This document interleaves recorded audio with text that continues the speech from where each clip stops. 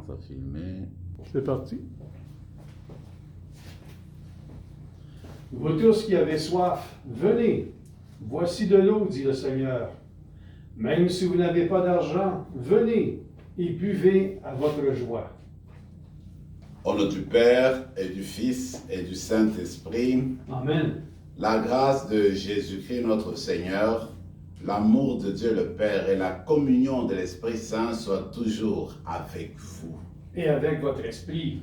Nous avons commencé déjà la 4e semaine de Carême. Aujourd'hui, c'est mardi. Et puis, le Seigneur nous offre de belles lectures.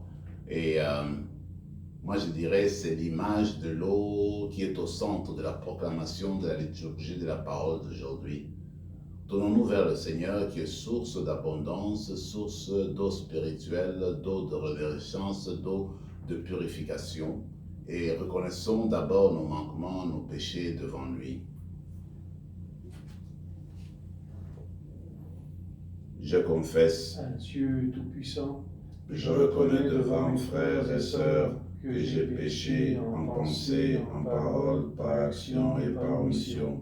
Oui, j'ai vraiment péché. C'est pourquoi je supplie la bienheureuse Vierge Marie, les anges et tous les saints, et vous aussi, frères et sœurs, de prier pour moi, le Seigneur notre Dieu. Que Dieu Tout-Puissant nous fasse miséricorde, qu'il nous pardonne nos péchés, nous conduise à la vie éternelle. Amen. Seigneur, prends pitié. Seigneur, prends pitié. Ô Christ, prends pitié. Ô Christ, prends pitié. Seigneur, prends pitié. Seigneur, prends pitié. Prions le Seigneur.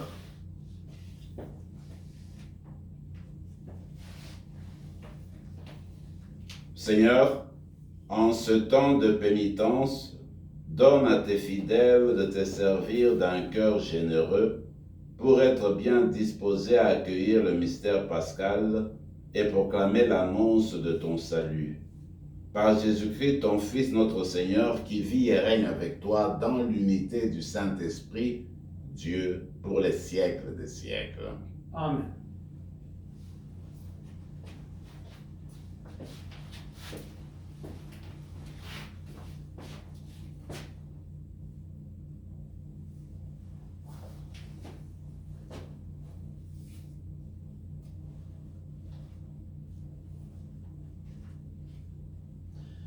Du livre du prophète Ézéchiel. En ces jours-là, au cours d'une vision reçue du Seigneur, l'homme me fit revenir à l'entrée de la maison. Et voici, sous le seuil de la maison, de l'eau jaillissait vers l'Orient, puisque la façade de la maison était du côté de l'Orient. L'eau descendait de dessous le côté droit de la maison, au sud de l'autel. L'homme me fit sortir par la porte du nord et me fit faire le tour par l'extérieur, jusqu'à la porte qui fait face à l'Orient. Et là, encore de l'eau coulait du côté droit. L'homme s'éloigna vers l'Orient, un cordeau à la main, et il mesura une distance de 1000 coudées. Alors, il me fit traverser l'eau. J'en avais jusqu'aux chevilles. Il mesura encore 1000 coudées et me fit traverser l'eau. J'en avais jusqu'aux genoux. Il mesura encore 1000 coudées. Il me fit traverser. J'en avais jusqu'aux reins. Il en mesura encore 1000.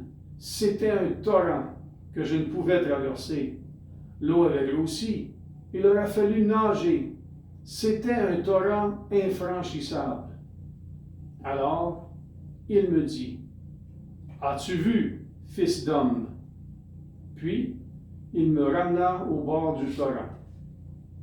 Quand il m'eut ramené, voici qu'il y avait au bord du torrent, de chaque côté, des arbres en grand nombre. Il me dit, « Cette eau coule vers la région de l'Orient. Elle descend dans la vallée du Jourdain et se déverse dans la mer Morte, dont elle assainit les eaux. En tout lieu où parviendra le torrent, tous les animaux pourront vivre et foisonner. Le poisson sera très abondant, car cette eau assainit tout ce qu'elle pénètre, et la vie apparaît en tout lieu où arrive le torrent. Au bord du torrent, sur les deux rives, toutes sortes d'arbres fruitiers pousseront. Leur feuillage ne flétrira pas, et leurs fruits ne manqueront pas. Chaque mois, ils porteront des fruits nouveaux, car cette eau vient du sanctuaire. Les fruits seront une nourriture, et les feuilles un remède. Parole du Seigneur. Nous rendons grâce à Dieu. Il est avec nous, le Dieu de l'univers, citadelle pour nous, le Dieu de Jacob. Il est avec nous, le Dieu de l'univers, citadelle pour nous, le Dieu de Jacob. Dieu est pour nous refuge et force, secours dans la détresse, toujours offert. Nous serons sans crainte si la terre est secouée, si les montagnes s'effondrent au creux de la mer. Il est avec nous, le Dieu de l'univers, citadelle pour nous, le Dieu de Jacob. Le fleuve, ses bras réjouissent la ville de Dieu, la plus sainte des demeures du Très-Haut. Dieu s'y tient, elle est inébranlable. Quand renaît le matin, Dieu la secourt. Il est avec nous, le Dieu de l'univers, citadelle pour nous, le Dieu de Jacob. Il est avec nous, le Seigneur de l'univers, citadelle pour nous, le Dieu de Jacob. Venez voyez les actes du Seigneur. Il détruit la guerre jusqu'au bout du monde. Il est avec nous, le Dieu de l'univers, citadelle pour nous, le Dieu de Jacob. Gloire et louange à toi, Seigneur Jésus. Crée en moi un cœur pur, ô mon Dieu. Rends-moi la joie d'être sauvé. Gloire et louange à toi, Seigneur Jésus.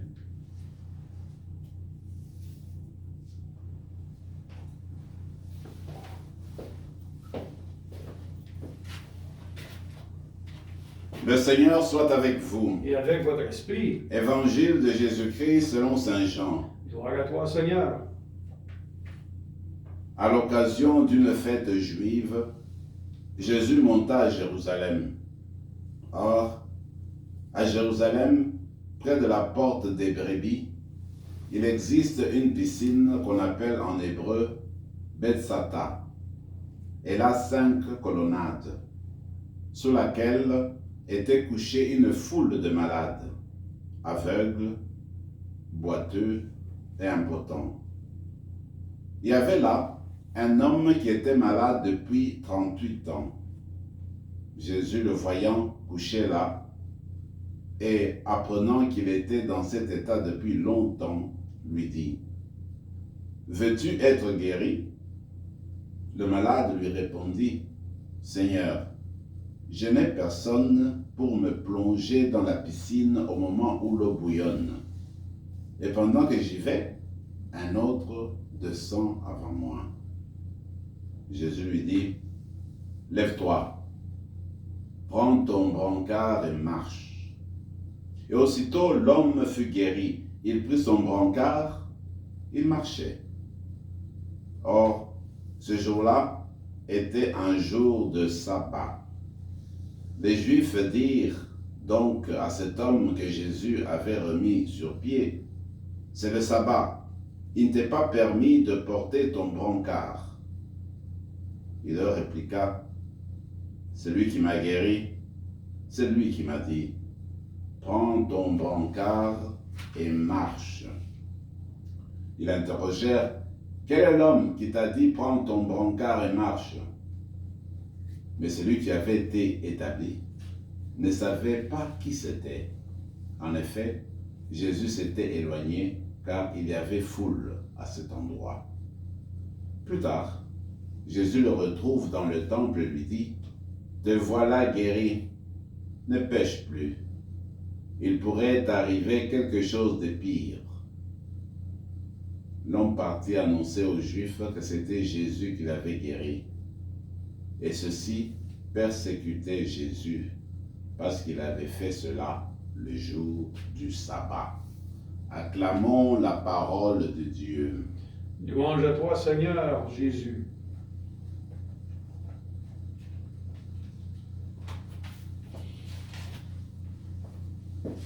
La première lecture qui nous parle d'un torrent qui jaillit du temple est une lecture importante, surtout pour le pays désertique, le pays comme le pays d'Israël, qui était souvent menacé par la sécheresse. Et voilà que le prophète Ézéchiel, dans sa vision, il aperçoit une source abondante d'eau qui jaillit du temple et qui passe par toutes les portes du temple de tous les 4 coins cardinaux. Et cette eau, partant du temple, va se déverser sur toute la terre d'Israël, va aller jusqu'à la mer Morte. Et là, le torrent va assainir la mer Morte, et dit le texte, eh bien, cette eau va donner de la vie aux animaux, va donner de la vie aux poissons, fera de sorte que le feuillage demeure vert, le feuillage des arbres, et aussi va faire produire des fruits et des fruits en abondance. Ce qui est beau, c'est de voir que l'auteur précise que, avec la présence de cette eau qui se déverse partout, qui donne sa vie tout au long de son passage, eh bien, va arriver à donner beaucoup de fruits à l'humanité, beaucoup de fruits au peuple d'Israël. Mais le feuillage, la végétation va donner le remède. Comme pour dire que, eh bien, cette force de Dieu, ces dons de Dieu est fait en fait pour la vie de l'être humain, pour sa survie et aussi pour sa guérison complète. Mes amis, il me semble que durant ce temps de carême, cette image nous parle encore davantage. Le Seigneur est la source d'eau. C'est lui qui est la source de toute guérison. Depuis la création, en fait, Dieu a voulu que ce monde-ci ait le nécessaire pour survivre. Si aujourd'hui nous parlons beaucoup de l'environnement et puis qu'on nous invite à faire attention, à être de bons gardiens de notre terre, qui est la maison commune, c'est parce que nous devons garder l'harmonie des choses, tel que le Seigneur l'a désiré. L'eau qui donne la vie. Quand on n'a plus d'eau, eh bien, il n'y a plus de vie. C'est dans ce sens-là, dans cette image, qu'il faudrait comprendre en fait la parole de Dieu, la présence de Dieu qui accompagne continuellement la création, qui accompagne continuellement l'humanité. Si tu ôtes l'eau de la terre, de la vie des humains, eh bien la vie disparaît. C'est la même chose que du plan spirituel. L'eau qui provient de Dieu, eh bien cette eau spirituelle nous est nécessaire pour continuer à vivre spirituellement. Quand on ne la reçoit pas, quand on ne la laisse pas assainir nos eaux douteuses, nos eaux de faiblesse, nos eaux de péché, eh bien, on va arriver par se séparer de la vraie vie.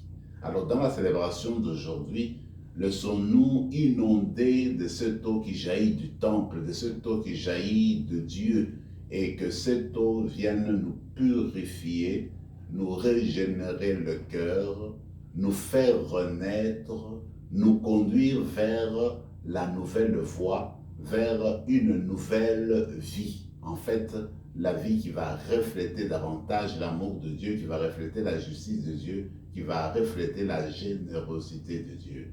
Toujours l'image de l'eau est projetée et prolongée dans l'évangile du jour. On parle d'une piscine thermale. C'est tellement que les gens, c'était la croyance dans la tradition, quand tu allais à ce moment-là, quand l'eau bouillonnait, eh bien tu étais guéri. Alors il y avait des multitudes et des multitudes de malades qui attendaient. C'est ainsi que Jésus, c'est curieux, c'est lui qui fait le premier pas. Il a vu cet homme-là, et il a entendu dire qu'il était là, il était malade depuis 38 ans. Et Jésus veut le guérir. Il prend l'initiative de la guérison. Il prend l'initiative de régénérer la personne, de lui donner une nouvelle vie, de nouvelles forces. Voyez-vous, moi je me dis, l'image de l'eau qui jaillit du temple, eh bien le temple, c'est Jésus, c'est le nouveau temple. Et c'est lui finalement qui vient guérir. Ce n'est plus l'eau matérielle, l'eau qu'on touche, ce n'est pas parce que l'eau est thermale qui va guérir. Eh bien, Jésus est la source de guérison, est la source de la vérité, la source de tout assainissement, la source de toute purification. D'ailleurs, lui, quand il se rend compte que nous avons besoin d'être purifiés, d'être guéris, il vient nous poser la question, veux-tu être guéri? Jésus connaît nos nécessités, nos soifs, nos faims. Alors il vient te dire, veux-tu avoir ceci? Alors nous, évidemment, nous nous tournons vers lui pour dire, oui Seigneur, nous le voulons. Dieu prend toujours les devants. C'est comme les parents envers leurs enfants. Je me rappelle d'un chant que j'avais entendu une fois, c'était un couple qui chantait. Et puis, il disait, voilà, au moment où ils attendaient leur premier enfant, la femme qui était enceinte à ce moment-là, alors ils disent dans la chanson, eh bien, tu es dans le sein de ta mère, eh bien, ton père et moi, nous sommes déjà amoureux de toi, nous t'aimons déjà. Ils aiment le premier, ils font le devant, ils font le premier pas. La même chose avec Dieu.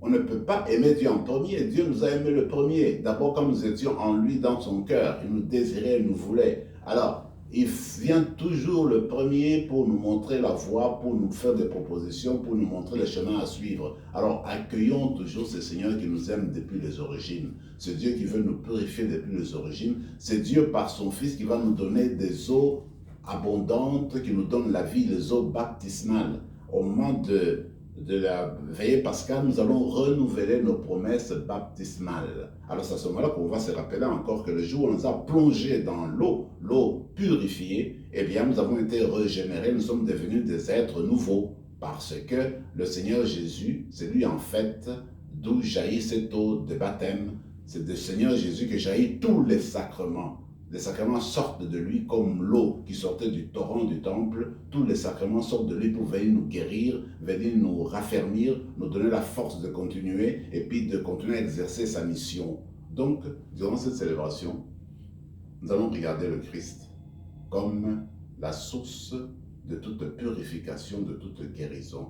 C'est le Seigneur qui vient nous donner, n'est-ce pas, répondre à nos soifs et puis à nos faims.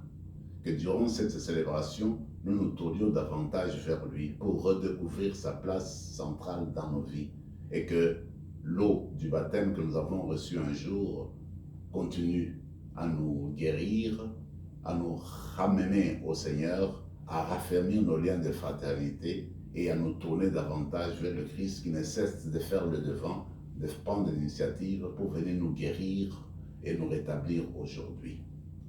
Amen. Amen.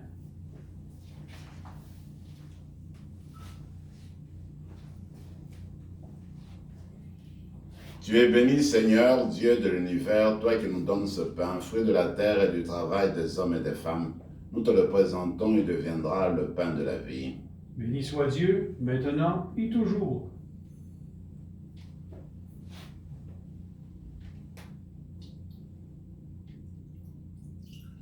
Comme cet eau se met au vin pour le sacrement de l'Alliance, puissions nous être unis à la divinité de ceux qui a pris notre humanité. Tu es béni, Seigneur, Dieu de l'univers, toi qui nous donnes ce vin, fruit de la vigne et du travail des hommes et des femmes. Nous te le présentons, il deviendra le vin du royaume éternel. Béni soit Dieu, maintenant et toujours. Âme de ce pauvre, nous te supplions, Seigneur, accueille-nous, que notre sacrifice en ce jour trouve grâce devant toi. Pardonne-nous de nos fautes, Seigneur, purifie-nous de nos péchés. Prions ensemble, mes frères et mes sœurs, au moment d'offrir le sacrifice de toute l'Église. Pour la gloire de Dieu et le salut du monde. Nous te présentons, Seigneur, les biens que tu nous as donnés, qu'ils témoignent des bienfaits de ta création pour notre condition mortelle et qui deviennent le remède que nous procurera l'immortalité par le Christ notre Seigneur. Amen. Le Seigneur soit avec vous. Et avec votre esprit, Élevons notre cœur. nous le tournons vers le Seigneur. Rendons grâce au Seigneur notre Dieu. Cela est juste et bon. Vraiment, il est juste et bon, pour ta gloire et notre salut, de t'offrir notre action de grâce toujours et en tout lieu, Seigneur Père très saint, Dieu éternel et tout-puissant. Car tu veux, par notre jeûne et nos privations, réprimer nos penchants mauvais, élever nos esprits, nous donner la force et enfin la récompense par le Christ notre Seigneur. Par lui, les anges célèbrent ta grandeur et les esprits bienheureux adorent ta gloire. Par lui, s'inclinent devant toi les puissances d'en haut et tressaillent d'une même allégresse les innombrables créatures des cieux. Alors, hymne de louange, laisse-nous joindre nos voix pour chanter et proclamer. Saint, Saint, Saint, le Seigneur, Dieu de l'univers, le ciel et la terre sont remplis de ta gloire. Hosanna au plus haut des cieux. Béni soit celui qui vient au nom du Seigneur. Hosanna au plus haut des cieux. Toi qui es vraiment saint, toi qui es la source de toute sainteté, Seigneur, nous te prions, sanctifie ces offrandes en répandant sur elles ton esprit, qu'elles deviennent pour nous le corps et le sang de Jésus le Christ notre Seigneur. Au moment d'être livré et d'entrer librement dans sa passion, il prit le pain, il rendit grâce, il le rompit et le donna à ses disciples en disant « Prenez et mangez-en tous, ceci est mon corps livré pour vous. »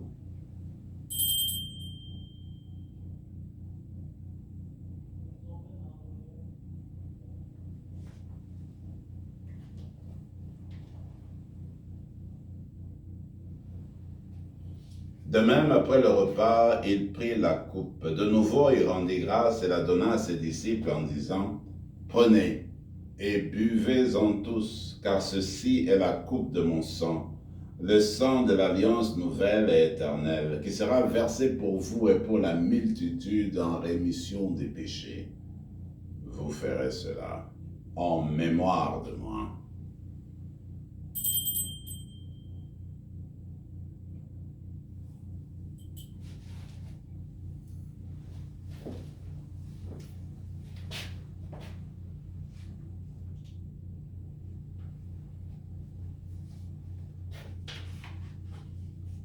Acclamons le mystère de la foi.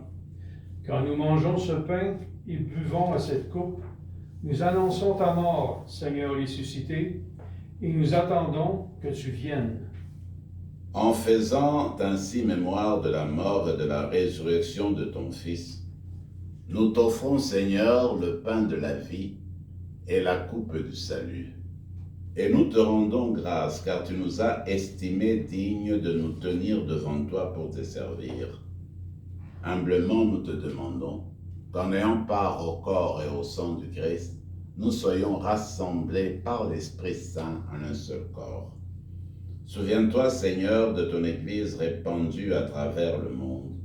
Fais-la grandir dans ta charité en union avec le pape François, notre évêque Marcel et tous les évêques, les prêtres et les diacres. Souviens-toi aussi de nos frères et sœurs qui se sont endormis dans l'espérance de la résurrection. Souviens-toi, dans ta miséricorde, de tous les défunts, accueille-les dans la lumière de ton visage. Sur nous tous, enfin, nous implorons ta bonté. Permets qu'avec la Vierge Marie, la bienheureuse Mère de Dieu, avec Saint Joseph, son époux, les apôtres, Saint Rémy et tous les saints, qui ont fait ta joie au long des âges, nous ayons part à la vie éternelle et que nous chantions ta louange par Jésus, ton Fils, notre Seigneur. Par lui, avec lui et en lui, à toi, Dieu le Père Tout-Puissant, dans l'unité du Saint-Esprit, tout honneur et toute gloire pour les siècles des siècles. Amen. Unis dans le même esprit, nous pouvons dire avec confiance la prière que nous avons reçue du Sauveur. Notre Père qui es aux cieux, que ton nom soit sanctifié, que ton règne vienne, que ta volonté soit faite sur la terre comme au ciel. Donne-nous aujourd'hui notre pain de ce jour. Pardonne nos offenses, comme nous pardonnons aussi à ceux qui nous ont offensés. Et ne nous laisse pas entrer en tentation, mais délivre-nous du mal. Délivre-nous de tout mal, Seigneur, et donne la paix à notre temps. Soutenus par ta miséricorde, nous serons libérés de tout péché, à l'abri de toute épreuve. Nous qui attendons que se réalise cette bienheureuse espérance, l'avènement de Jésus-Christ, notre Sauveur. Car c'est à toi qu'appartiennent le règne, la puissance et la gloire pour les siècles des siècles. Seigneur Jésus-Christ, tu as dit à tes apôtres, je vous laisse la paix, je vous donne ma paix. Ne regarde pas nos péchés, mais la foi de ton Église, pour que ta volonté s'accomplisse, donne-lui toujours cette paix et conduis-la vers l'unité parfaite, toi qui règnes pour les siècles des siècles. Amen. Que la paix du Seigneur soit toujours avec vous. Et avec votre esprit, Agneau de Dieu, qui enlève le péché du monde, prends pitié de nous. Agneau de Dieu, qui enlève le péché du monde, prends pitié de nous. Agneau de Dieu, qui enlève le péché du monde, donne-nous la paix. Seigneur Jésus-Christ, que cette communion à ton corps et à ton sang n'entraîne pour nous ni jugement ni condamnation, mais que par ta bonté, elle soutienne notre esprit, notre corps et nous donne la guérison.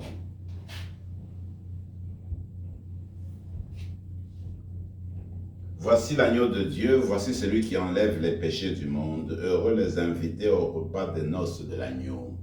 Seigneur, je ne suis pas digne de te recevoir, mais dis seulement une parole et je serai guéri. Que le corps et le sang du Christ me gardent pour la vie éternelle. Amen.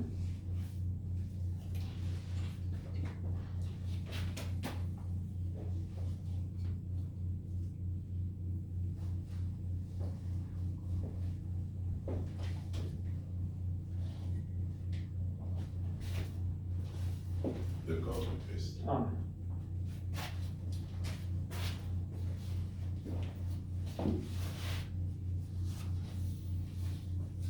Prenons quelques instants de silence et de prière et demandons au Seigneur de venir nous purifier avec sa présence.